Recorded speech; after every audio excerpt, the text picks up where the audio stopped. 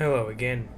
It's day 3 of the PAX video marathon, and today I present to you Tex and Mars from Our Machine, who is going to talk about their game, Key Fairy.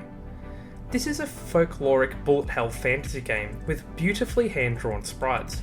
This is one of the most creative art directions I've seen from an indie title at PAX, so I was very excited for this interview. Enjoy! I am with Tex and Mars. Yep, I'm going to just step a little bit closer so I can bring the mic over. This is their game Key Fairy, is that right? Yep. First of all, guys, tell me about your game. Key Fairy is a hand-drawn folkloric pacifist bullet hell. It's about being a whimsical little fairy going on a small adventure in the forest and calming down monsters and talking to them. Awesome. Anything else to add, or was that quite succinct too? Yeah, that's basically it. It's about getting lost in a forest, meeting weird creatures, collecting trinkets, just kind of having a delightful time in a weird folkloric space. Yeah, I was going to say that the first thing that comes out to me is how wonderful the art style is.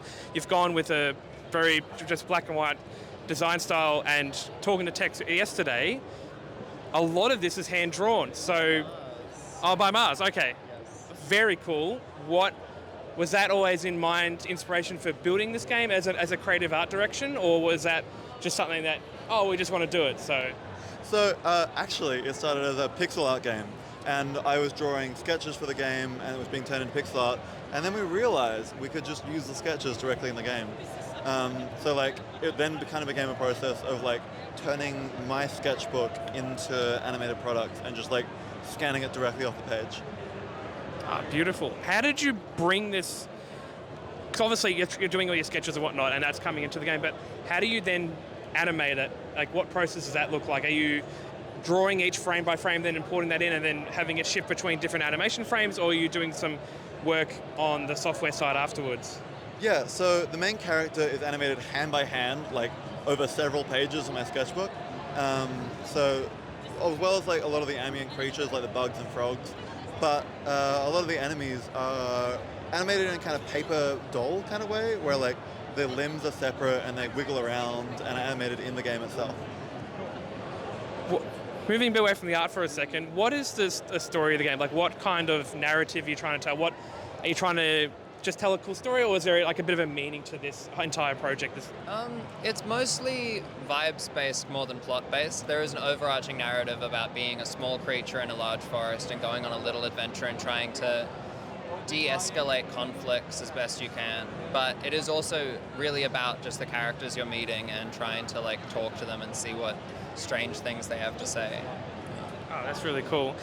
Obviously I can't hear anything, but is there any music or sound design in the game that's kind of critical to because obviously if you're going for vibes, art, that kind of direction is going to be very important. Do one of you have a comment on that? Yeah, the sound design is really important. We've been trying to use a lot of nature sounds and animal sounds and keeping it in the ambient vibe. But then also we've got weird experimental music, and in the conflict elements of the game, it gets really harsh and percussive, because ultimately it's a game about a little character who dances all the time, so it needs to have good music. The music of the game is kind of almost industrial, to contrast against the fairy tale nature themes of the game, as well as still feeling really human, with percussion of people's body parts. There's coughs in the music. All the creatures make noises, animal noises, and just kind of strange sounds, which makes a kind of human agnostic feel to the game. That's awesome. So obviously I'm going to be more of obviously that's that kind of vibe. Obviously you're in production, what kind of challenges, struggles you've had trying to put this all together? Is it just the two of you working on this? Is there other people part of the team? It's just the two of us working on it. There's a lot of challenges that come out of having it be black and white and having a pacifist character. They are the core concepts, and they create all the problems. Because it's black and white, it means that you've got to put a lot of effort into making it readable on screen as to what's going on. It puts a lot of pressure on the other elements of the design. And then because it's pacifist, all the characters need to be interactable long term, even after you've ended the engagement, which means that every character needs dialogue, every character needs all of these other elements. It just creates a bunch of problems, but they're good problems to have. With stuff like the dialogue, are you doing consultation with like voice actors and stuff, or have you been doing it in-house and just doing it yourself, or? The dialogue's all written out, and then it's got like animal sounds over the top. We're not So it's necessarily just read. we're not having voice acting currently. Okay. But we might see about it for accessibility purposes. We'll see. Yeah, nice. Looks fantastic. I'm really liking what I'm seeing. Release date, Steam, other media, how are you going to launch it? So we're aiming for a release around the end of next year, possibly the beginning of the year after.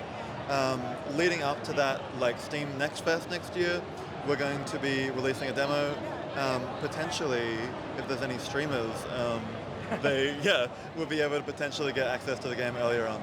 Oh, awesome. But currently you can wishlist it on Steam, and it'd be really helpful if you did.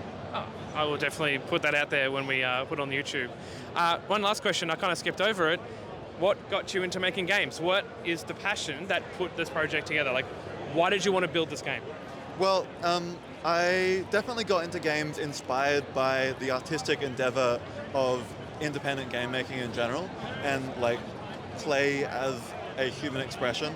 I got into games really young, in like really young, and we've both been making like tons of tiny little experimental projects that like have kind of accumulated into us as designers and us as like artists in the game space, creating what we're creating now. The project actually began as a university project, and then we ended up getting grant funding, which has been awesome. instrumental to it. We have been able to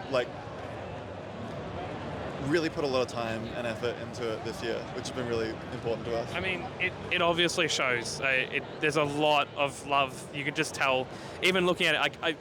Someone who's a big fan of Cuphead, stuff like that, it looks awesome. So I wish you all a lot of success. Thank you for the interview. Just before I go, any last words you want to mention on camera before I leave? Wishlist Key Fairy and Steam. Be kind to everyone. Lovely. You both have a great rest of your PAX. Thanks for coming and thanks for doing the interview.